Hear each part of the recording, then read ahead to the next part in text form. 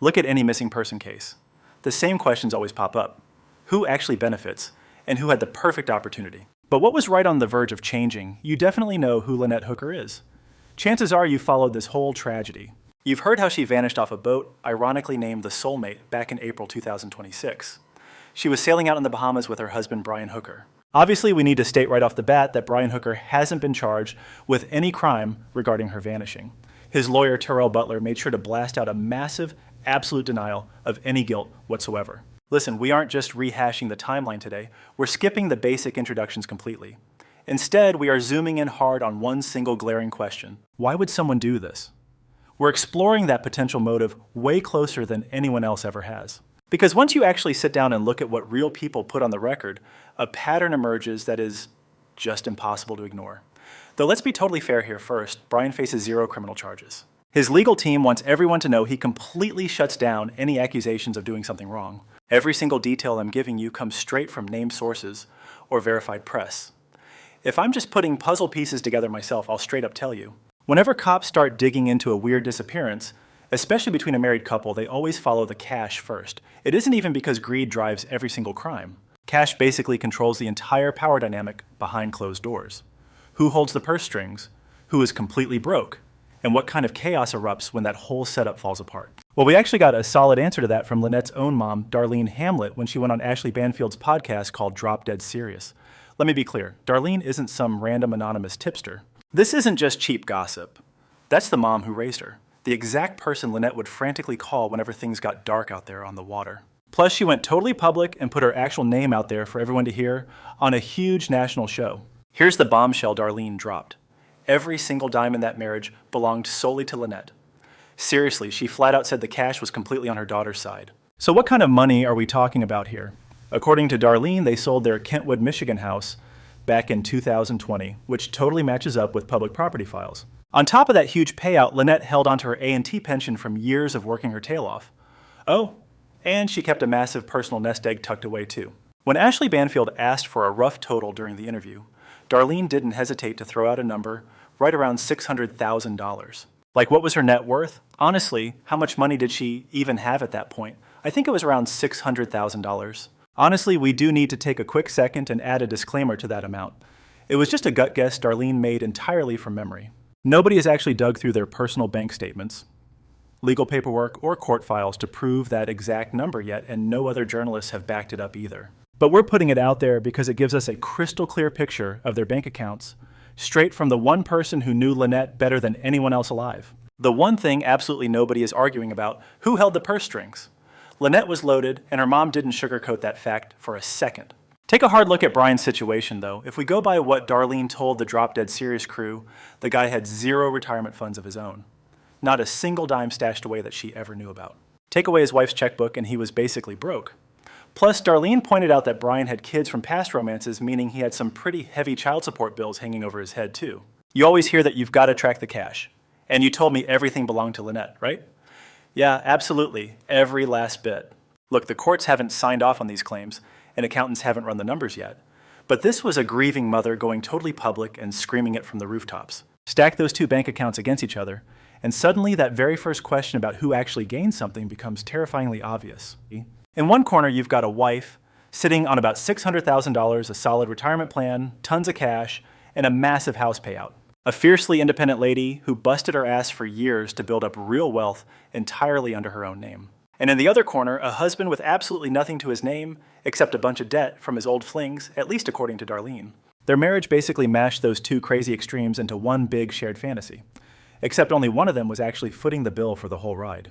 That's precisely why asking who profits gets so incredibly dark here.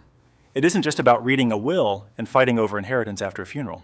It's about the toxic day-to-day reality they were living while trapped together on a tiny boat out in the open water. Think about it. One of them held all the cards. The other guy could play with the toys, sure, but only because she let him. That free ride completely depended on them staying happily married. Break them up, and his VIP pass gets ripped away instantly. She could cut him off the second she wanted out. And the crazy part, she had already decided to leave once before and was literally preparing to do it again. His tropical island lifestyle, his meals, his entire reality out there on the waves. According to her mom, he only had those things because Lynette generously allowed it. Honestly, that's the grim financial truth. hanging over this entire investigation. We really need to pause and grasp exactly how deep that dependency ran. We aren't talking about a normal couple where both folks had decent jobs and one just happened to make a few extra bucks. If Darlene is telling the truth, he was utterly helplessly relying on her for survival. Lynette owned the cash. Lynette held the retirement fund. Lynette kept the emergency stash, and Lynette banked the massive check from selling their old place. Brian, he just got to swipe the card. But that gravy train only rolled as long as he kept the ring on her finger. The absolute second things went south, his wallet went empty. He didn't have a secret safety net. Not a single retirement fund growing in the background, and absolutely no personal rainy day stash to save his skin. Darlene made it crystal clear that his entire standard of living was tied to just one woman. And that exact woman, she was packing her bags to leave him for good. If you really want to crack this case, forget the bare numbers. You have to see the actual island fantasy that money was propping up. Listen, the soulmate wasn't just a boat. It was a floating financial black hole masquerading as a lifestyle. And living off the grid doesn't happen for free. Running an offshore rig bleeds you dry. Fuel groceries, constant repairs, endless maintenance. Keeping a vessel floating through the Bahamas chains bleeds your wallet completely dry every single day. You can actually spot a solar oven sitting right there in their old social media videos. They totally decked it out for surviving off-grid on the water, easily hopping from island to island. They could drop anchor for ages without ever needing the mainland. Putting together a rig like that takes serious funding. And the upkeep alone is insane. But this whole setup actually revolved around a completely different motive that Darlene Hamlet revealed on Drop Dead Serious. Darlene flat out said Brian was obsessed with staying completely off the radar. The guy refused to have a permanent address or anything that could track him. So they just routed everything to Darlene's place. Every single piece of their paper trail went straight to Lynette's mom. Darlene went on the record saying Brian practically made it his mission to ensure nobody could pin down his location. You legally need an address. Everyone needs some sort of residence. They basically refused to get one. Absolutely nothing. So my house became their official home base. Seriously, think about the logistics of dodging a home address. 0 lease. 0 mortgage. No power bills.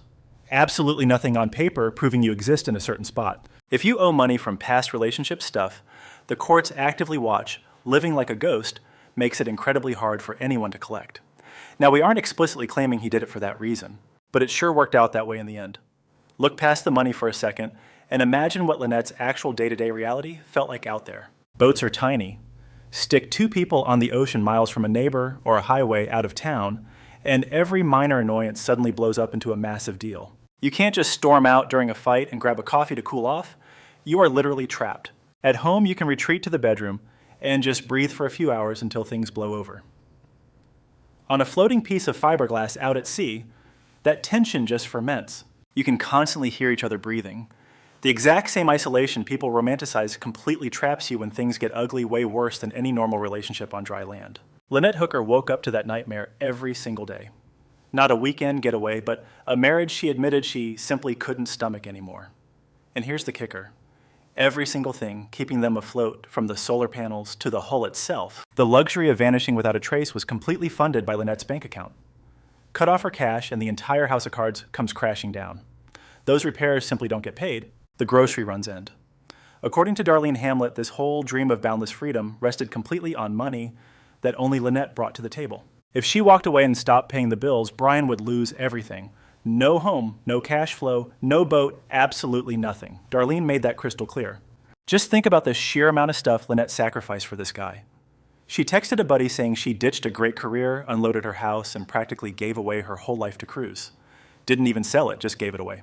She scrapped decades of hard work and security just so she could buy into this crazy nautical fantasy with him. She kissed a fantastic job goodbye forever. She signed away her house back in Kentwood, Michigan property that was entirely hers. She surrendered every last personal asset to her name because she truly believed she and Brian were tackling this grand adventure together. A master plan that blew up within 6 weeks, becoming something she literally described in text messages as being absolutely terrible. She gave up everything. By January 2024, she realized the marriage was completely dead. So, investigators obviously look at opportunity next. Honestly, you don't need a degree to figure this one out. Lynette Hooker vanished from a boat out in the Bahamas. She wasn't sitting in a suburban living room. No neighbors, no random bystanders, 0 security cameras watching her street.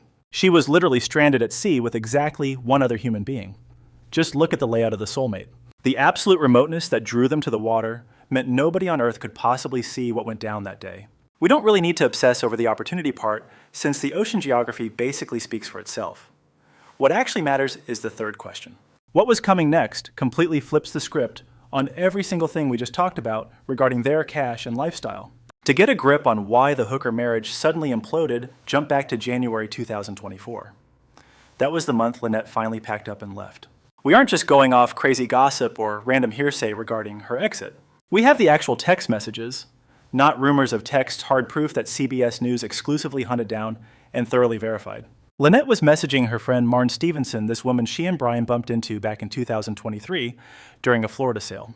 What she dumped on Marn uncovers a huge truth about January 2024 and honestly, their whole dynamic. She basically texted that there was way too much forced bonding, so they called it quits, and she wasn't going back.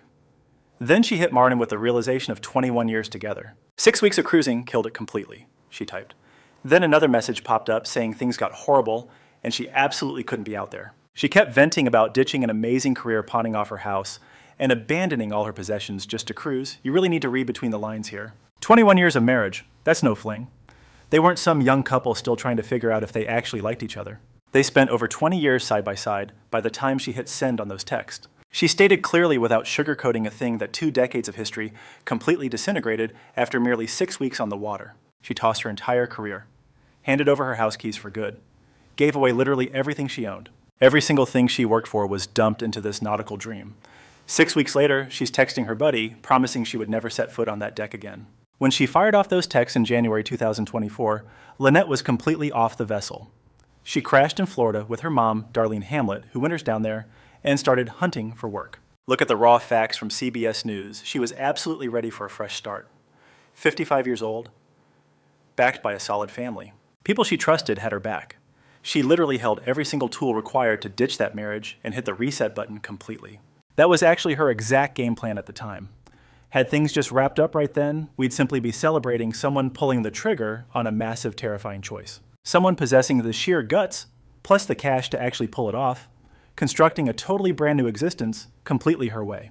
Completely out of harm's way too. Down in Florida, sitting with her mom, weighing out different choices and sketching out the future. Except things rarely end that cleanly, do they? Fast forward roughly 4 weeks to late February 2024, Lynette actually returned. Reporters from CBS verified they patched things up. The text vibe changed overnight. Martin Stevenson shot Lynette a text reading, "Looks like things are on the up and up." Lynette fired back a bunch of hearts and a thumbs up. 4 weeks after swearing she'd never return there, she was. The deep mental gymnastics behind going back to toxic domestic situations. Why women actually pivot and walk right back into the fire, right? Doing it over and over again, experts have literally spent decades trying to figure that out. It is never just a straightforward choice. And it definitely doesn't mean the danger was somehow blown out of proportion. The paper trail reveals a classic cycle. She bolted, she eventually caved, and absolutely nothing got fixed. We don't have all the details about her late February 2024 return. The actual conversation's missing. We have zero clue what apologies he sold her or what massive promises ultimately tipped the scales. But CBS uncovered the ultimate result. She reacted to Marnie Stevenson's direct message using some heart graphics and a quick thumbs up symbol. So she stayed put. From late February 2024 onward, she lived aboard the Soulmate right up until the vibe soured again, just weeks prior to her vanishing. Hold on, before jumping into those messy final days, we really need to look closely at one specific chunk of the timeline. Her January 2024 texts weren't just random venting though.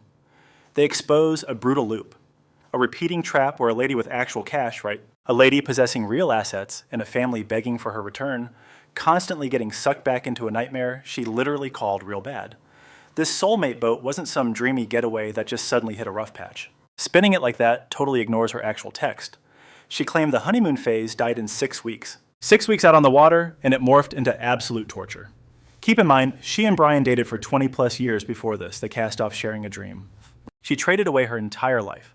Yet barely 6 weeks into the voyage, she was texting Marnie Stevenson, point blank, calling the situation completely toxic and real bad. Flat out admitting she couldn't stomach being trapped out there with him. That's a huge deal. It proves the rot set in incredibly fast. Her January escape wasn't just a sudden reaction to one minor fight. She ran because of constant ongoing misery stuff she started putting in writing a mere 6 weeks after they left shore. She survived the chaos long enough to make up her mind completely. Looking at her own texts, she wasn't second-guessing herself at all. You won't find messages saying, "We are struggling, maybe it gets better." Instead, she just flat out typed that she couldn't be out there with him. Think about the weight of live texting. The death of your marriage to a buddy. Back in January 2024, Lynette wasn't unloading to some certified shrink or a helpline. She confided in Marnie Stevenson, this fellow sailor she just bumped into down in Florida sometime in 2023. Both couples barely knew each other honestly. But Lynette still spilled everything to Marn, laying out the ugly details of her domestic life without holding back. It was real bad. She absolutely couldn't stand being near him. They were totally done, and she swore she'd never return. Listen, people don't type stuff like that when they're just having a brief spat. Those are the heavy texts of a woman who firmly made her choice, passing the verdict along to a close confidant. The sharp details and the absolute finality of her words, huge. Plus, the reporters at CBS News double-checked every single text. Despite all of that, she went back, stuck it out. She stayed trapped on the water for months, right up until everything blew up again at the end. Fast forward to March 2026, just weeks before she vanished, Lynette secured a flight. Darlene Hamlet confirmed this publicly while talking on Drop Dead Serious with Ashley Banfield. No return flight booked, not some quick weekend trip to sort out legal stuff either. A straight one-way pass out of town, the exact move you make when you're gone for good. She literally told people she was at her breaking point. Her mom was waiting with open arms. The flight was paid for. She made the heartbreaking phone call. For the second time on record, Lynette Hooker mentally packed her bags, and this time she actually had a scheduled departure. But she never showed up at the gate. Darlene went on the record verifying the flight went completely unused. She had purchased a straight one-way ride back down to Miami to finally escape the madness, only she never actually stepped onto that aircraft. Whatever went down between booking that flight, crying to her mom, and the weird days immediately after, we just don't have the full picture. We lack a reliable timeline of the soulmate's internal chaos during those critical hours. Here is the rock-solid truth, though she paid for a flight, sobbed to her mom about hitting a breaking point, and yet she didn't leave. Exactly 3 weeks after hanging up the phone, Lynette vanished. Detectives have been tearing this exact timeline apart. Just think about it, a desperate woman holding an escape flight. Someone who'd already bolted before. Someone with a digital paper trail calling her marriage pure trash, admitting to her buddy that she felt completely unsafe on the water.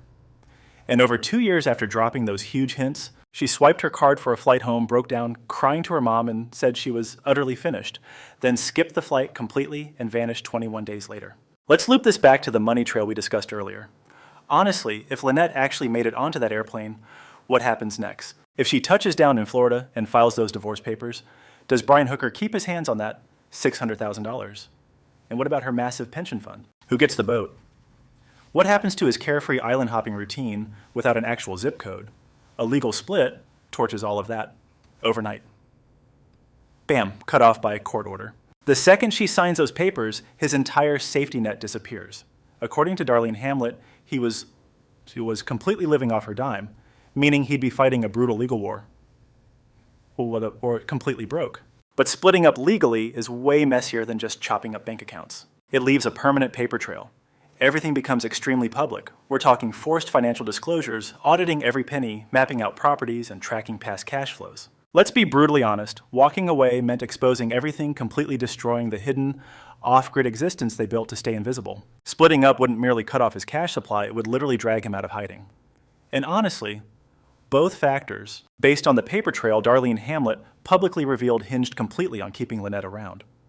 She was 3 weeks out from blowing up his whole world, and suddenly she vanished. We absolutely need to look at another piece of the puzzle that nobody is talking about enough, because everything else we covered, the cash, the whole setup, the messages, her plane ticket, it all just paints a circumstantial motive based on their actions. However, we have a piece of testimony here that hits completely differently.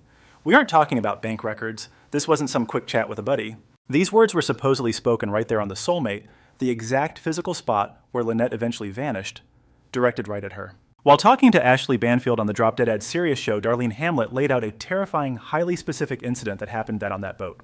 Based on what Lynette confessed to her, Brian actually put his hands on her, out on the water, violently shoving her down onto the galley seating, pinning her underneath him and squeezing her throat until her actual neck popped. Her mom said she couldn't move her neck properly for ages. Then the very next morning, right there on the boat, Darlene claims Brian told his wife he regretted not finishing what he started and tossing her in the ocean. Hitting a solid wooden bench like that with him straddling her body, cutting off her air, she genuinely felt the bone in her neck snap. When the sun came up, he straight up told her he should have completed the task and dumped her body overboard. You really have to break that terrifying statement down, piece by piece, simply because it's way too heavy to just skim over. Saying he wanted to complete the task tells you the attacker absolutely knew what he was doing. The previous night, he began something lethal. Lethal, but just stopped short. Completed implies an interruption, a task left hanging. Her mom's retelling pinpoints exactly what went down the strangulation, the horrible popping sound, that wooden seating area, and then waking up on that identical vessel, those chilling threats that came next. Next up, the setting itself. They were standing on the soulmate, literally the exact place where she vanished without a trace later on. He supposedly threatened her right there in those cramped quarters, immediately following a very real, incredibly brutal physical attack from the previous evening. Where this happened matters a lot. Third thing to consider, what this threat actually exposes about his mindset and how he viewed the situation. Assuming you believe her mother's account, and remember she firmly attached her real name to her daughter's claims on the record. Then we're looking at a guy whose rage morphed from normal frustration into a dark, extremely dangerous territory. It's the kind of dark escalation that detectives take incredibly seriously when somebody suddenly turns up missing shortly after. We also need to talk about point number 4. She actually confided in her mom about the brutal attack. She repeated those terrifying threats verbatim. She made sure Darlene knew exactly what went down on the water, refusing to just suffer quietly. She reached out to her ultimate confidant. That choice alone, spilling every horrifying detail to her mom instead of burying it, speaks volumes about her fear. Think of it as a living record. Sure, there's no audio file or police report, but it's raw, verbal evidence handed from a terrified victim to a safe listener. Now, her mom is out here broadcasting that exact confession to the whole world on a massive podcast, owning the story entirely. Every single thing the victim shared is officially out there for everyone to judge, simply because her mother refused to stay quiet. We've got a 76-year-old mother grabbing a mic, desperately repeating her kid's story, since her little girl isn't around to speak her truth anymore. We're honoring her courage here. No wild guessing games, no baseless conspiracy theories today. Just a grieving parent putting her kid's trauma on blast, praying that somebody out there will actually stop, listen, and give a damn. Look, I need to make this super clear again. Nobody has slapped Brian Hooker with criminal charges yet.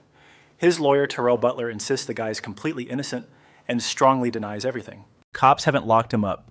No indictments exist. It's just a massive ongoing probe run by the Bahamian police alongside the United States Coast Guard.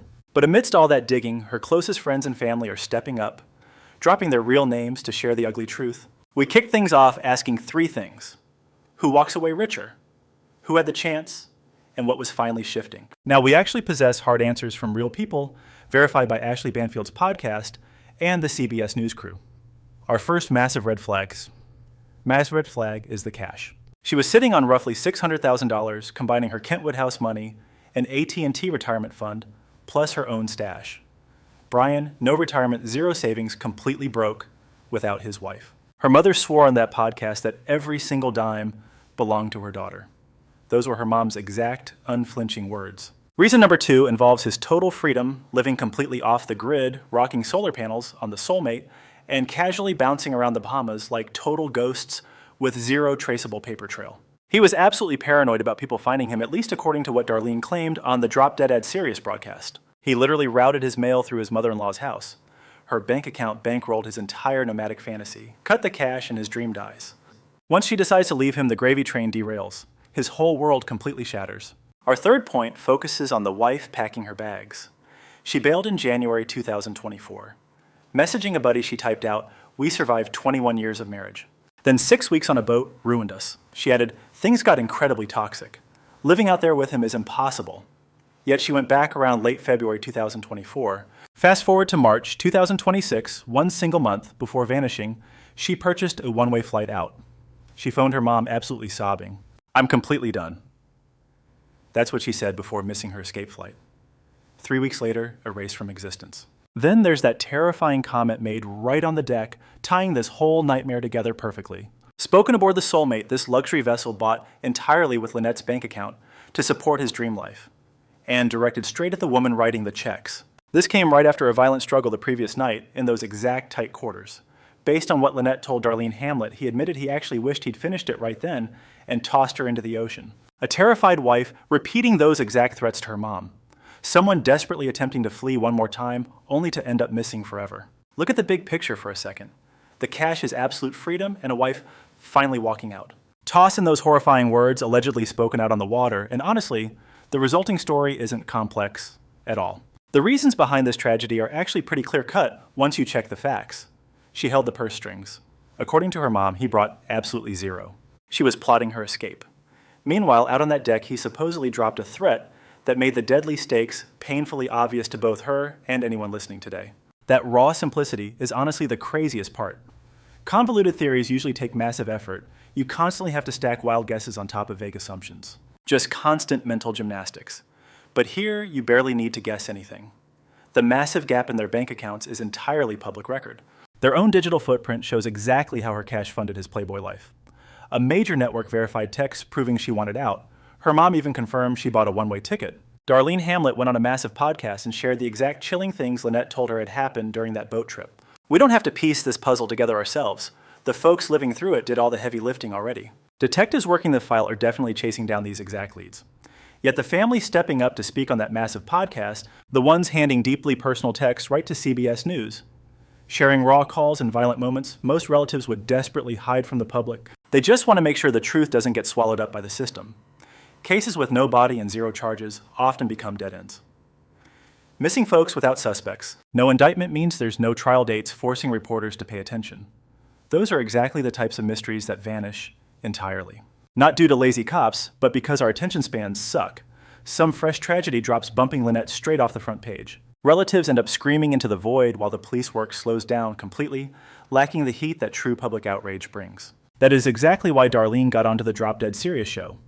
It's the whole reason CBS got those explosive texts, and obviously why her daughter did interviews with CNN and Fox News. They get how this works when there's no corpse and no suspect locked up yet. Outrage isn't just noise to them, it's a tool, a way to hold officials' feet to the fire. Darlene isn't hiding behind fake names here. The woman is 76 years old. She slapped her real name on the record, grabbed a microphone, and told the world her story. Breaking down the money dynamics perfectly, right down to the actual dollars. She laid out his spending habits, the escape flight, and that devastating, tearful phone call. And she didn't sugarcoat what Lynette experienced on that yacht either, putting herself out there like this just to give her silenced daughter a real fighting chance. Her close buddy, Marnie Stevenson, didn't hesitate either, handing CBS texts from January 2024. Major reporters fact-checked and blasted those messages out to the entire country. Handed over by a friend who got them straight from the source and knew immediately how huge they were, Carlia Lesworth. She went straight to the heavy hitters, telling CNN and Fox exactly how toxic her mom's marriage really was. Step back and take all of it in. The named witnesses, the authenticated chats. Look at the rock-solid timelines and brutal public testimonies. This isn't just some grieving family spinning a wild yarn. This is a tight circle sitting on cold hard proof of a deeply poisoned relationship. They know exactly what was going down. Secrets handed to them by the victim over several months. Stuff they are shouting from the rooftops today since she's no longer around to do it. Which brings us to the purpose of this whole recording. We're just trying to validate her physical evidence. Every terrified confession she made to her closest friends needs to echo across the biggest platforms we can possibly reach. Why? Because investigations completely stall out when there's no body and no formal indictment dragging a suspect into court. Media hype is the only oxygen left. Keep in mind at the exact moment we recorded this, Brian Hooker hasn't caught a single charge regarding his wife going missing. Island police actually locked him up and interrogated him, but they let him walk shortly after holding off on formal charges while detectives keep digging. His lawyer, Terrell Butler, jumped on the record to say his client completely denies touching her. Meanwhile, local cops and the Coast Guard are still aggressively hunting for clues. 55 years old, a brilliant career under her belt, married for 21 long years. She torched her entire normal life. Quit working, flipped the house, purged everything just to sail away with him. But her own desperate texts paint a much darker picture. She called things incredibly dangerous. Barely 6 weeks after casting off, she literally bailed, eventually returning for some reason, booked another escape flight, bawled her eyes out on the phone with her mom, promised she was coming home but vanished instead. That precious yacht is currently locked down by authorities right in Marsh Harbor. Their joint YouTube vlog went totally dead in March 2026. The final clip caught her innocently paddleboarding through the islands. Weirdly enough, the very last short they uploaded featured a massive text overlay asking if they ever get sick of each other. Her Instagram is a digital graveyard now. Once packed with sea turtles and bright sunsets from a woman obsessed with the ocean, it's completely silent. The beautiful dream she desperately paid for and then desperately tried escaping is nothing but cold evidence now. All swallowed by a massive ongoing criminal probe. Nobody found. No suspect booked. And absolutely zero closure. Some stories just vanish into thin air, and frankly, it's terrifying. Without an official indictment, there's absolutely zero court drama, zero media buzz, and literally nothing keeping the victim's name in the spotlight. You know, the absolute only thing that forces detectives to actually keep digging, it's public outrage, the kind that stops a family's screams from being totally ignored. Lynette's people are fighting tooth and nail against being erased. They put their actual reputations on the line, stepping up to reveal agonizing, deeply personal horrors about that boat trip. Honestly, no mother or best friend would ever air that kind of trauma unless they knew it was the absolute last shot at justice. They did it all for her. Got a tip about where Lynette Hooker might be? Call the cops right now because they're still hunting.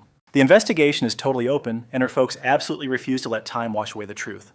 If today's discussion struck a nerve with you, or maybe the why behind it all clicked differently than the last time somebody broke it down, go ahead and smash that subscribe button. Content like this only survives because of viewers who stick around and obviously because you share it.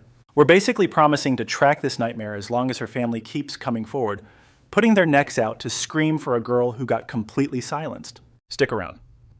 Every single detail here came straight from public sources like Darlene Hamlet talking to Ashley Banfield on Drop Dead Serious, plus messages CBS News explicitly authenticated. Just to be absolutely clear, cops haven't pinned a single charge on Brian Hooker yet. His lawyer, Terrell Butler, insists his client is 100% innocent.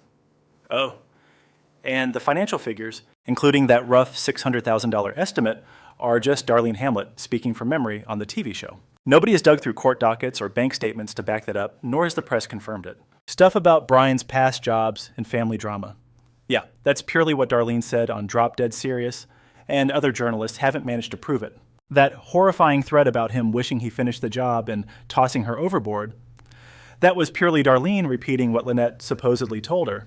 Brian didn't actually say that to reporters or cops. Whenever we guess at someone's motives here, it's just us connecting the dots from public reports, not some kind of official legal ruling. Literally no court or police department has legally blamed anyone mentioned today for a crime. We're purely putting this out there to educate. From this story, one powerful lesson rises above the pain: money should never become a tool of control, and love should never survive on dependence alone. When a relationship is built on fear, secrecy, and unequal power, it stops being a safe place and starts becoming a silent storm. Behind smiles, photos, and beautiful adventures, there can be loneliness, pressure, and emotional imprisonment that no one else sees. This is why we must teach people, especially families, women and young adults, to value financial independence, honest communication, and self-respect. Real love does not trap. Real partnership does not hide.